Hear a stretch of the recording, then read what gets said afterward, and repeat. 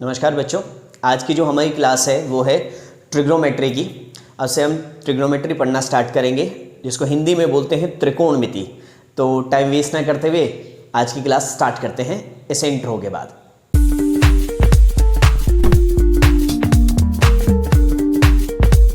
तो आइए शुरुआत करते हैं ट्रिग्नोमेट्री की, त्रिकोणमिति की।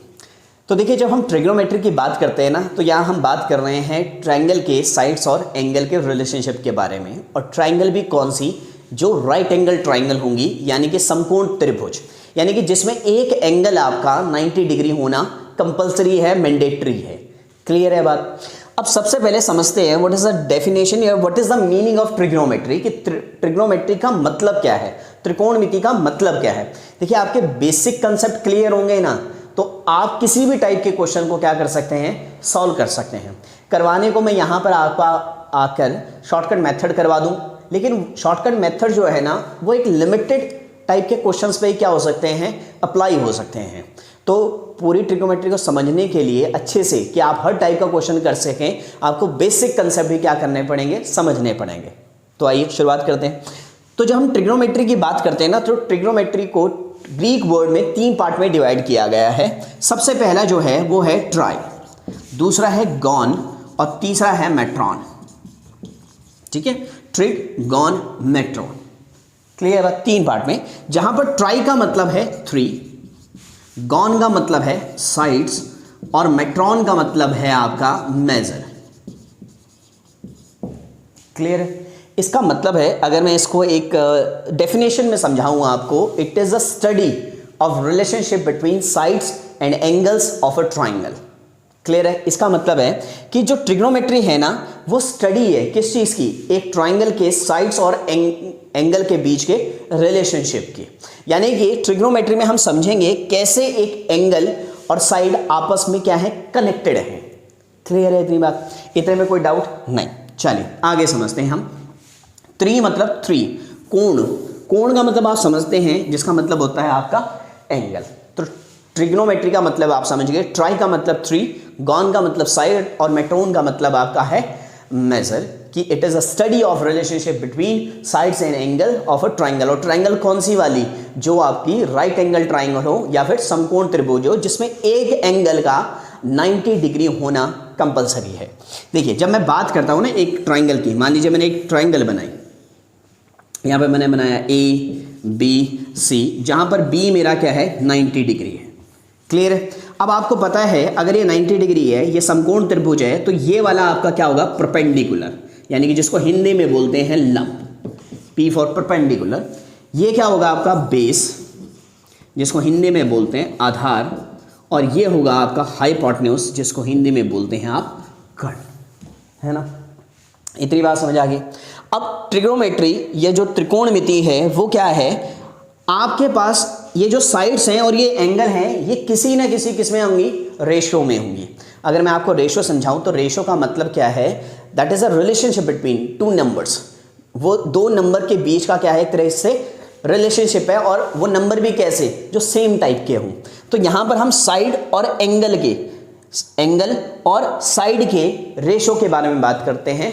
तो इस हिसाब से ट्रिग्नोमेट्रिक रेशो आपके पास कितनी होती है, 6 आपके पास ट्रिग्नोमेट्रिक रेशो होती हैं, किसी पर्टिकुलर एंगल के रिस्पेक्ट में होंगे वो। जैसे यहां पर मैं जो ट्रिग्नोमेट्रिक रेशो के बारे में बात कर रहा हूं, वो एंगल C के बारे में बात कर रहा हूं। अच्छा, इससे फायदा क्या होगा, जिस भी रेशो के रिस्पेक्ट में ट्राइंगल के मतलब कि ट्रिग्नोमेट्रिक रेशो निकाली जाएंगी, उसके सामने वाला आपका हमेशा क्या होगा, परपेंडिकुलर होगा। चलिए, इस बात को हम आगे समझेंगे थोड़ा और अच्छे से, धीरे धीरे। अभी आपको ये वाली बात समझ आ गई कि परपेंडिकुलर क्या है, बेस क्या है और हाइपोटेन्यूज क्या है। तो अभी मैंने बोला कि आपकी जो ट्रिग्नोमेट्रिक रेशोज होती है ना, वो कितनी होती हैं आपकी, 6 होती हैं। तो सबके बारे में बारी बारी से बात करते हैं। सबसे पहली जो ट्रिग्नोमेट्रिक रेशो है वो है आपकी साइन ऑफ, किसी पर्टिकुलर एंगल के बारे में बात कर रहे हैं, ऑफ एंगल A। ठीक है। दूसरी ट्रिग्नोमेट्रिक रेशो होती है आपकी कोसाइन ऑफ एंगल A। ये है आपकी ट्रिग्नोमेट्रिक रेशोस। कितनी है आपके पास, 6 हैं टोटल। ये पहली, ये दूसरी, तीसरी जो है tangent of angle A, fourth जो है वो है cosecant of angle A, fifth जो है वो है सीकेंट ऑफ एंगल ए, और फिफ्थ जो थी वो थी सीकेंट ऑफ एंगल ए, और सिक्स्थ जो है वो है कोटेंजेंट ऑफ एंगल ए। ये आपके पास 6 ट्रिग्नोमेट्रिक रेशो हैं। अब आप कहोगे सर हमने तो वो सुना है कि sign A, cos A, tan ए। देखिए इनको एब्रीवेशन, इनकी जो एब्रीवेशन है, शॉर्टकट फॉर्म है, वो लिखने का तरीका क्या है? जैसे साइन ऑफ एंगल ए को हम कैसे लिखते हैं? साइन ए। इसको लिखते हैं हम कॉस ए, इसको हम लिखेंगे टेन ए। मीन्स ये इसकी क्या है? एब्रीवेशन है। ये ट्रिग्नोमेट्रिक रेशो की क्या है? एब्रीवेशन है साइन ए। साइन ए का मतलब है ये मतलब है कि sine of angle A, cos A, tan A, cosecant का है जो वो है कॉसिकेंट ए, ये हो गया आपका सीकेंट ए, ये हो गया आपका कॉट ए। इतनी बात क्लियर है? आपके पास 6 यानी कि 6 ट्रिग्नोमेट्रिक रेशोज हैं। वो कौन कौन सी हैं आपके पास? Sine A, cos A, tan A, cosecant A, secant A और कॉट ए। और ये किसकी एब्रीवेशन है? इनकी एब्रीवेशन है। मींस इनको शॉर्टकट टर्म में इस तरीके से आप क्या करते हैं? रिप्रेजेंट करते हैं। होप आप एब्रीवेशन का मतलब समझते होंगे। तो ठीक है, तो साइन ऑफ एंगल ए को क्या लिखा जाता है? Sine A. Cosine of angle A को क्या लिखा जाता है? Cos A. Tangent of angle A को क्या लिखा जाता है? Tan A. और इसी तरह से कॉसिकेंट ऑफ एंगल ए को cosecant A, secant of angle A को सीकेंट ए, और कोटेंजेंट ऑफ एंगल ए को क्या लिखा जाता है? आपका कॉट ए। और इनको हम क्या बोलते हैं? Trigonometric ratios. क्लियर है इतनी बात? हेलो, इतनी बात आपको समझ आ चुकी है। अब हम बढ़ते हैं आगे। तो अभी मैंने कहा जो ट्रिग्नोमेट्री है वो क्या है? वो साइड्स और एक ट्रायंगल के साइड्स और एंगल के बीच का क्या है? रिलेशनशिप है। तो अब एक बात समझिए, आगे बात समझने के लिए आपको पहले एक सिंपल सा एक शॉर्टकट तरीका समझना पड़ेगा। वो ये है, आप बात करेंगे पंडित बद्री प्रसाद हर हर बोले सोना चांदी तोले। मेरे साथ दोबारा बोलेगा, पंडित बद्री प्रसाद हर हर बोले सोना चांदी तोले। P for perpendicular, B for base, P for perpendicular, H for hypotenuse. ये भी हाइपोटेन्यूज, ये भी hypotenuse. S means sign, C means cosine and T means tangent. Hope आपको इतनी बात समझ आ गई होगी। अब हम बात कर रहे हैं कि क्या रिलेशनशिप है साइन ए का, क्या रिलेशनशिप है उसके साइड के साथ। तो सबसे पहले बात करूं मैं कि आपके बाद साइन ए, तो अभी मैंने देखा साइन ए क्या होता है? साइन क्या होता है? परपेंडिकुलर बाय में हाइपोटेन्यूज, परपेंडिकुलर बाय में हाइपोटेन्यूज। अब बात करते हैं कॉस ए की। अब जो कॉस ए होता है वो क्या होता है? Base by hypotenuse, base by hypotenuse. अब बात करते हैं टेन ए की। टेन ए जो होता है वो कहता है परपेंडिकुलर बाय बेस। ये तीन बातें आपको समझ आ गई हैं? दोबारा से समझ लो। पंडित बद्री प्रसाद हर हर बोले सोना चांदी तोले। यहाँ P का मतलब परपेंडिकुलर, B का मतलब बेस और H का मतलब क्या है? आपका हाइपोटेन्यूज। अब मैं बात कर रहा हूँ साइन की। तो साइन कैसे फाइंड आउट होगा आपका? Sine A, sine of angle A का जो उसकी साइड के साथ रिलेशनशिप है वो क्या है? Perpendicular by hypotenuse, perpendicular by hypotenuse. Cos का जो है वो है base by hypotenuse, base by hypotenuse. Ten का जो है वो है perpendicular by base, perpendicular by base. हाँ या ना? क्लियर है बात? चलो, इतनी आपको बात समझ आ गई है। मैं एक बार समझाने के लिए इस बात को रब कर रहा हूँ। अब ये साइन ए है। अगर मैं बात करूँ कॉसिकेंट ए की, सीकेंट ए की और कॉट ए की। अगर साइन ए आपका परपेंडिकुलर बाय हाइपोटेन्यूज है तो कॉसिकेंट ए क्या होगा? आपका साइन ए का अपोजिट होएगा, यानी कि h by P, h by P. ठीक है। कॉस क्या होगा आपका? h by B, h by B. और टेन क्या होगा आपका? b by P. इनके क्या होते हैं? ये अपोजिट होते हैं। ठीक है। जैसे मैंने कहा साइन ए कॉस ए और टेन ए को कैसे याद रखेंगे आप? पंडित बद्री प्रसाद हर हर बोले सोना चांदी तोले। ठीक है। तो साइन ए क्या हुआ आपका? Perpendicular by hypotenuse. ठीक है। कॉस ए क्या हुआ आपका? Base by hypotenuse. ठीक है। टेन ए क्या हुआ आपका? परपेंडिकुलर बाय बेस, तो P बाय बी। और इसका अपोजिट कॉसिकेंट होता है तो ठीक है, इसको हम कैसे लिखेंगे, अपोजिट करके लिख देंगे, उल्टा करके लिख देंगे। h आपका ऊपर चला जाएगा और p आपका नीचे आ जाएगा। इस तरह से ये भी h ऊपर b नीचे, सेकंड के केस में। कॉट के केस में tan का b ऊपर और p आपका नीचे। होप आपको इतनी बात समझ आ गई है। अब देखो इसका फ़ायदा क्या है, इनका फ़ायदा क्या है। तो सबसे पहला क्वेश्चन करते हैं हम, क्वेश्चन नंबर 1 इसका, इस कंसेप्ट पर हम क्वेश्चन करते हैं। ठीक है, मान लीजिए आपको एक ट्रायंगल दे दी गई, ये A था, ये B था और ये C था। B पर 90 डिग्री था, ये 5 था, ये 3 था और ये आपका क्या था, 4 था। ठीक है, आपको कहा गया कि आप इस क्वेश्चन में साइन A की वैल्यू, साइन A बताओ, कॉस A बताओ, यानी कि जितने के जितने 6 के 6 ट्रिग्नोमेट्रिक रेशोज हैं आपने वो बताने हैं। Sine A, cos A, tan A, cot A, cosecant A और सीकेंट A, ये सब आपको बताने हैं। आपको पता है यहाँ पर ये वाला, मैं अगर साइन A निकाल रहा हूँ, साइन A, तो A एंगल के सामने जो होगा ना वो हमेशा क्या होगा, परपेंडिकुलर। यहाँ पर बेस क्या है 4 और हाइपोटेन्यूज हमारा क्या है 5। क्लियर है बात। चलो शुरुआत करते हैं। अभी मैंने थोड़ी देर पहले समझाया था आपको, पंडित बद्री प्रसाद हर हर बोले सोना चांदी तोले, आपको ये याद रखना है। ठीक है, पंडित बद्री प्रसाद हर हर बोले सोना चांदी तोले। जितना ज़्यादा करेंगे उतना ज़्यादा, मतलब जितनी ज़्यादा प्रैक्टिस करेंगे उतना आपको ये चीज़ें दिमाग में बैठ जाएंगे। तो सबसे पहले बात करते हैं साइन A की। साइन A हमारा क्या होता है, परपेंडिकुलर बाय हाइपोटेन्यूज। अब यहाँ पर जो हमारा परपेंडिकुलर है ना वो कितना है 3 और बाय में क्या कहा गया है, हाइपोटेन्यूज। तो हाइपोटेन्यूज कितना है 5, तो साइन A आ गया हमारा 3/5। साइन A आ गया हमारा 3/5। ठीक, उसके बाद बात करते हैं कॉस A की। कॉस A जो होता है हमारा वो क्या होता है, बेस बाय हाइपोटेन्यूज। तो हमारा यहाँ पर बेस कितना है 4 और हाइपोटेन्यूज कितना है 5, तो ये हो गया 4/5। क्लियर है बात में। अच्छा, इसके बाद बात करते हैं हम tan A की। तो जब हम tan A की बात करते हैं तो हमें पता है परपेंडिकुलर बाय बेस, तो परपेंडिकुलर आपका 3, बेस आपका कितना 4, परपेंडिकुलर बाय बेस। ठीक, चलिए आगे बात करते हैं। तो यानी कि साइन A हो गया हमारा 3/5, कॉस A हो गया हमारा 4/5, tan A हो गया हमारा 3/4। इतना आपको समझ आ चुका है ना। अब 3 आपको अगर ये समझ आ गया ना तो ये निकालने तो बहुत आसान है। कॉट जो होता है वो tan का उल्टा होता है, तो अगर tan A 3/4 है तो कॉट A क्या होगा 4/3, है ना। कॉसिकेंट जो होता है वो साइन का अपोजिट होता है। कॉसिकेंट जो होता है वो किसका अपोजिट होता है, आपका साइन का अपोजिट होता है। तो साइन क्या है 3/5, तो कॉसिकेंट क्या होगा 5/3, है ना। अच्छा, जो सीकेंट होता है वो कॉस का अपोजिट होता है, तो जो सीकेंट है कॉस जो है वो 4/5, तो सीकेंट क्या होगा 5/4। क्लियर है इतनी बात, इतना आ गया निकालना, इतने में कोई डाउट है नहीं। चलो अच्छी बात है, एक और समझते हैं। इसी तरह की एक क्वेश्चन मैं आपके लिए दे देता हूं और आप ये मुझे इसका आंसर कमेंट सेक्शन में करके बता देना या खुद ही घर में बैठ के प्रैक्टिस कर लेना। मान लीजिए मैं आपको दे देता हूं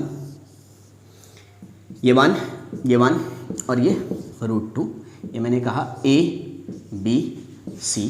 आपको मुझे sine C, cos C, tan C, cosecant C, cot C और सेकेंट C की वैल्यूज़ बतानी है।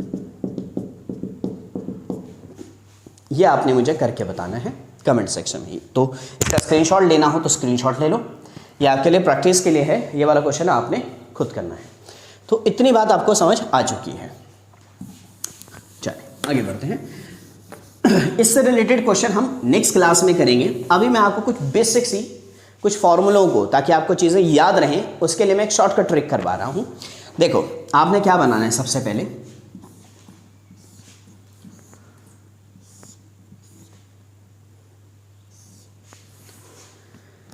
ये शॉर्ट ट्रिक समझने के लिए आपको 2 बातों के बारे में पता होना ज़रूरी है। सबसे पहली बात जो है वो आपको ये पता होना चाहिए कि tan A जो आपका होता है वो होता है आपका sin A बाय में cos A।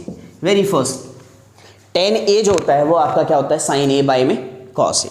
दूसरी बात, जितने भी C से जितने भी सी से शुरू होंगे वो सारे क्या आएंगे आपके राइट साइड में। किधर आएंगे?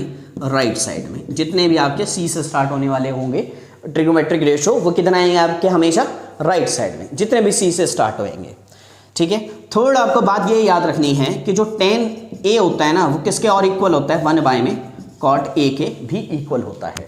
ठीक है, 3 बातें याद रही। पहला क्या है? tan a जो होता है वो sin a बाय में cos a होता है। दूसरी बात क्या है? जितने भी ट्रिग्नोमेट्रिक रेशोज हैं आपकी वो सी से, जो भी सी से स्टार्ट होने वाली हैं वो हमेशा आपके किधर आएंगी? राइट साइड में। ठीक है। और थर्ड बात आपको क्या याद रखनी है कि जो tan a है ना वो किसके इक्वल और होता है? 1 बाय में cot a के, कोडेंजेंट ऑफ एंगल ए के।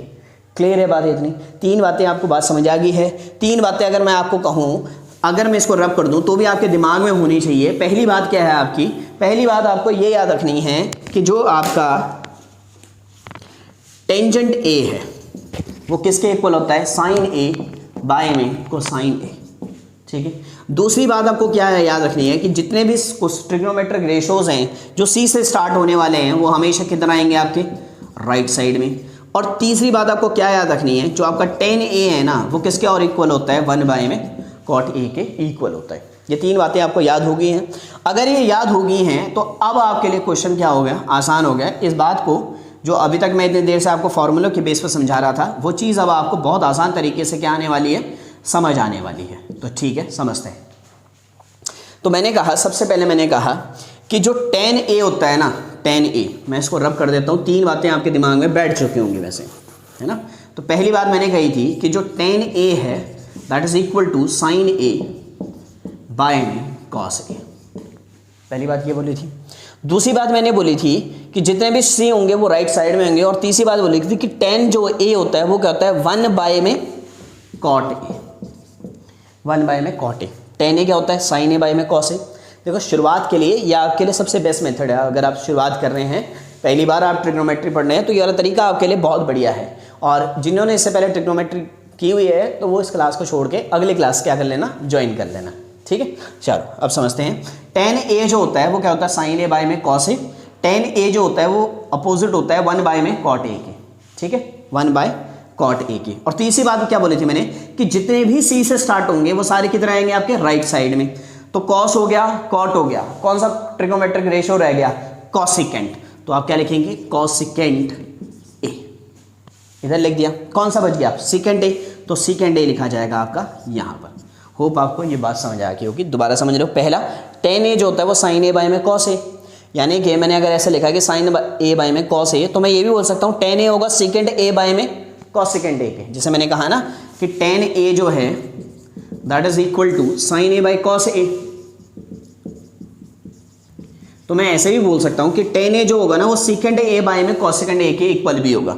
मतलब ये वाली जो टर्म होगी ना वो हमेशा इसके बाय में इसके इक्वल होगी। जैसे मैं कहूँ cot a तो किसके इक्वल भी हो सकता है? cos a बाय में sin a के भी, और कोसिकेंट a बाय में सेकेंड a के भी इक्वल हो सकता है।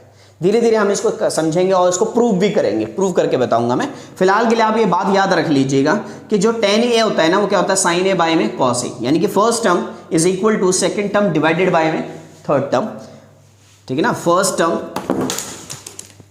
पता नहीं है पेन बार बार क्यों गिर रहा है। First term is equal to second term divided by में थर्ड टर्म। पहली ट्रिक आपकी ये है कि फर्स्ट टर्म डिवाइडेड बाय में first term is equal to second term divided by में थर्ड टर्म। तो यानी कि tan a जो होगा वो सेकंड a बाय में कोसिकेंट a के इक्वल होगा। ऐसे में कह सकता हूँ कोसिकेंट a, अगर मैं कहूँ कोसिकेंट a किसके इक्वल होगा? तो आप कहेंगे सेकंड a बाय में tan a, secant a by में tan a के इक्वल होगा। क्लियर है। और cosecant a cot a by में cos a के भी क्या हो सकता है? इक्वल हो सकता है। चलिए आगे समझते हैं। दूसरी बात आपको क्या समझनी है इससे? पहली बात आपको समझ आ गई कि first term is equal to second term divided by में third term. First term is equal to second term divided by में थर्ड टर्म। तो पहली बात आपको क्लियर हो चुकी है ना। चलिए अब इससे हम दूसरी बात को समझते हैं। अभी मैंने कहा कि जो tan a है ना वो क्या होता है? 1 बाय में cot a, यानी कि tan a जो है that is equal to 1 by में cot a। तो यही रूल अगर मैं इसमें लगाऊं साइन में, तो साइन a किसके इक्वल होगा? 1 बाय में कोसिकेंट a के। साइन a जो होगा that is equal to 1 by में कोसिकेंट a। यानी कि ये वाली term first term is equal to second term divided by में थर्ड टर्म। ऐसे में अगर बात करूं तो यानी कि साइन ए जो होगा वो 1 बाय में कॉसेकेंट ए, और कॉसेकेंट ए जो होगा वो होगा 1 बाय में साइन ए, है ना, 1 बाय में साइन ए। ऐसे अगर मैं सेकंड ए की बात करूं तो वो होगा 1 बाय में कॉस ए, और कॉस ए कहूं तो 1 बाय में सेकंड ए, यानी कि कॉस ए जो होगा वो होगा 1 बाय में सेकंड ए के, 1 बाय में सेकंड ए के। टेन ए जो इक्वल होगा 1 बाय में कॉट ए, कॉस जो होगा वो 1 बाय में सेकंड ए, साइन जो होगा वो 1 बाय में कॉस सेकंड ए। आप इसके अपोजिट भी लिख सकते हो, कॉस सेकंड ए जो होगा that is equal to 1 by में sine A, second A is equal to 1 by में कॉस ए। इतनी बात समझ आ गई है, ठीक है। दूसरी बात भी आपको इससे बात समझ आ गई है। पहली बात मैंने समझाई थी tan A is equal to sine A by में कॉस ए, दूसरी बात मैंने समझाई कि tan A is equal to 1 by में कॉट ए। अब तीसरी बात समझ लो कि इस फर्स्ट का, इस लाइन के इनिशियल पॉइंट का और एंड का अगर प्रोडक्ट किया जाए तो कौन सा नंबर मिलता है आपको, बीच वाला, यानी कि tan A cross cot A is equal to 1। First plus last multiply कौन सा टर्म मिलती है आपको, मिडल टर्म मिलती है। ऐसे ही secant A cos A, secant A into cos A, ये भी किसके इक्वल होगा आपका, 1 के इक्वल होगा। होप आपको ये वाली बात समझ आ गई। देखो ये वाली बात मैं प्रूव भी करके बता देता हूं। अभी मैंने कहा कि जो टेन ए होगा, इससे ही पता लग जाएगा कि आपको पिछली बातें कितनी याद है, कॉट ए के, है। अब टेन ए को क्या ले सकता हूं मैं, साइन ए बाय में कॉस ए, ऐसे भी ले सकता हूं, या फिर टेन ए को मैं क्या ले सकता हूं, 1 बाय में कॉट ए, ऐसे लिख दूं 1 बाय में cot A cross cot A. तो कॉट ए से कॉट ए कैंसिल, तो कितना आंसर आ गया आपका, 1 आ गया, हाँ या ना। अब इससे आपको सारी बातें क्लियर हो गई हैं। पहली बात आपको ये समझ आया कि जो साइन ए है वो है 1 बाय में कॉसेकेंट ए, 1 बाय में कॉसेकेंट ए, यानी कि अगर मैं साइन ए जो है that is equal to 1 by में कॉसेकेंट ए। अगर मैं आपको कहूँ कि कॉसेकेंट ए जो है वो 4/5 है, तो क्या आप मुझे साइन ए बता सकते हो? तो आप जैसे ये 5/4 है, तो क्या आप मुझे साइन ए बता सकते हो? तो आप कहेंगे यस, 1 बाय में 5/4, 5/4, तो ये कितना हो गया, 4/5, अपोजिट हो गया ना। और यही बात मैंने शुरुआत में समझाई थी आपको कि जो साइन होता है, जो साइन और कॉस के बीच रिलेशनशिप है वो ये है, जो भी साइन होगा कॉसेकेंट उसका क्या होगा, एकदम अपोजिट होगा, ठीक है। और ये वाली बात आपको यहाँ से भी समझ आ गई है। तो इतना आपने कंसेप्ट बना के रखिए। इससे आगे हम ट्रिग्नोमेट्री को नेक्स्ट क्लास में करेंगे जो जल्दी आएगी। तब तक के लिए नमस्कार। वीडियो पसंद आई हो तो इसे लाइक करें, अपने दोस्तों में शेयर करें, और अगर चैनल पे नए हैं तो इसे सब्सक्राइब ज़रूर करें। Thank you.